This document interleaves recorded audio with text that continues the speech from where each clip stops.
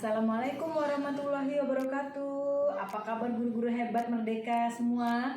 Tabi pun, saya Tri Wahyuni, calon guru penggerak Kabupaten Tanggamus dari SMA Negeri 2 Kota Agung. Mari kita merefleksikan pemikiran Ki Hajar Dewantara, pembelajaran yang berpihak pada murid. Siapakah sosok Ki Hajar Dewantara? Memiliki nama kecil Suwardi Suryadiningrat. Ki Hajar Dewantara yang lahir pada tanggal 2 Mei 1829 merupakan Menteri Pendidikan pertama pada masa awal kemerdekaan. Beliau adalah aktivis kemerdekaan Indonesia dan pelopor pendidikan. Pada zaman kolonial Belanda, beliau mendirikan perguruan taman siswa untuk memberikan kesempatan pendidikan pada semua anak untuk memperoleh hak pendidikan. Atas jasa-jasanya dalam mengembangkan pendidikan, Ki Hajar Dewantara mendapatkan gelar sebagai Bapak Pendidikan Nasional dan tanggal 2 Mei ditetapkan sebagai Hari Pendidikan Nasional. Bagaimana pemikiran Ki Hajar Dewantara tentang pembelajaran yang berpihak pada murid dapat diwujudkan? Mari kita refleksikan pengembangan dan menerapkan di sekolah dan di kelas yang sesuai dengan konteks diri dan kondisi sosial budaya di daerah. Pendidikan yang berpihak pada anak menitik beratkan peserta didik sebagai prioritas utama yang harus dilayani. Setiap anak memiliki kemerdekaan untuk belajar. Belajar sesuai dengan keinginan dan kemampuan alamiah yang terbentuk dalam diri anak. Proses pendidikan harus berpusat pada anak. Siswa diberikan kemerdekaan untuk tumbuh dan berkembang. Guru dan orang tua hendaknya memperhatikan bakat dan minat kemampuan masing-masing siswa untuk memberikan dukungan yang diperlukan dalam proses belajarnya. Pendidikan yang berpihak pada anak menitik beratkan peserta didik sebagai prioritas utama yang harus dilayani. Setiap anak memiliki kemerdekaan untuk belajar. Belajar sesuai dengan keinginan dan kemampuan alamiah yang terbentuk dalam diri anak. Proses pendidikan harus berpusat pada anak. Siswa diberikan kemerdekaan untuk tumbuh dan berkembang.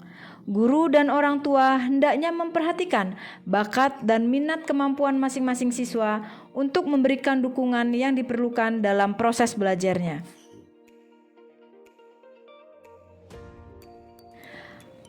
Lalu, bagaimana karakteristik pembelajaran yang berpihak pada anak-anak? Berikut refleksinya. Yang pertama, manusia merdeka. Menurut Ki Hajar Dewantara, pendidikan harus berpihak pada murid. Pendidikan bertujuan agar anak selamat dan bahagia sebagai manusia maupun sebagai anggota masyarakat. Anak adalah manusia merdeka, namun merdeka yang bertanggung jawab. Manusia merdeka adalah manusia yang hidup, lahir atau batin tidak bergantung kepada orang lain, tetapi bersandar atas kekuatannya sendiri. Dalam proses pembelajaran di kelas, anak harus belajar tanpa adanya tekanan, belajar tanpa takut disalahkan, bebas mengemukakan pendapatnya, dan mengembangkan kreativitas dalam bentuk apapun.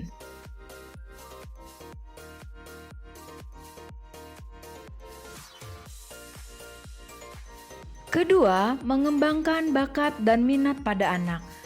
Pendidikan yang berpihak pada anak adalah pendidikan yang memperhatikan minat, bakat, dan kemampuan masing-masing anak. Bakat adalah kemampuan bawaan dari lahir, sedangkan minat adalah terbentuk selama proses tumbuh kembang anak. Bakat tidak selalu berhubungan dengan akademis atau kemampuan kognitif. Namun, bakat bisa saja berhubungan dengan hal-hal yang bersifat sosial, seperti kemampuan berkomunikasi dan berinteraksi dengan banyak orang.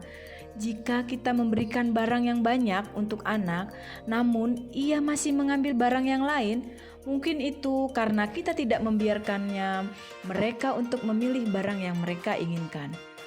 Begitupun dengan pembelajaran di kelas. Guru hendaknya mengenali karakteristik anak didiknya, memiliki asesmen diagnostis sebelum melakukan proses pembelajaran dapat membantu guru untuk lebih mengenal karakteristik anak didiknya, sehingga guru dapat dengan mudah mengenali potensi anak didiknya sesuai bakat, minat, kemampuan dari masing-masing anak. Yang ketiga, pendidikan sesuai kodrat anak. Pendidikan yang berpihak pada anak merupakan pendidikan yang dielaborasi terkait kodrat alam dan kodrat zaman.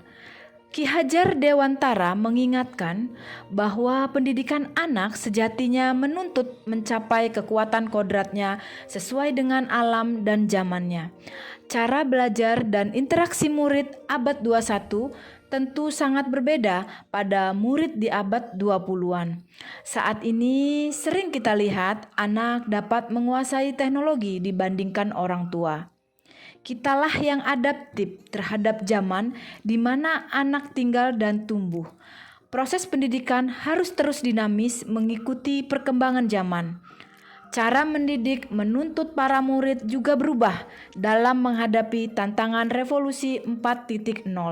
Maka, pendidikan saat ini menekankan pada kemampuan anak untuk memiliki keterampilan abad 21 agar dapat bersaing dan berkembang sesuai dengan perkembangan zaman.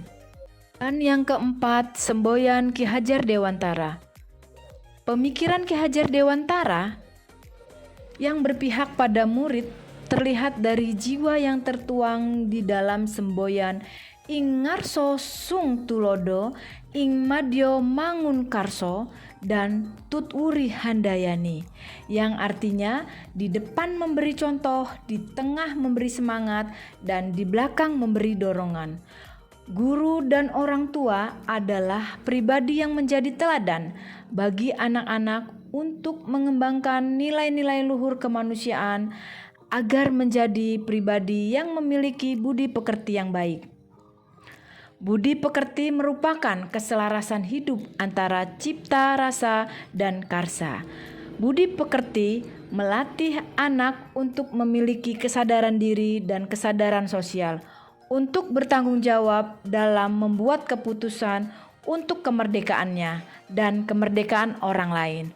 Guru harus memberi semangat dan dukungan yang diperlukan murid, misalnya secara psikologis, memberi motivasi, inspirasi, dan menyediakan kondisi yang diperlukan anak untuk berpikir kritis, menyelesaikan masalah yang dihadapinya. Guru bersama orang tua bekerja sama membangun semangat murid untuk tidak menyerah dalam masalah yang dihadapinya. Sebagai kalimat penutup, ingatlah, setiap anak itu unik, otentik, dan tidak bisa dibandingkan. Maka berikanlah apresiasi anak sesuai dengan potensinya masing-masing. Demikianlah refleksi pemikiran Ki Hajar Dewantara yang berpihak pada murid. Akhir kata, semoga bermanfaat. Wassalamualaikum warahmatullahi wabarakatuh. Terima kasih.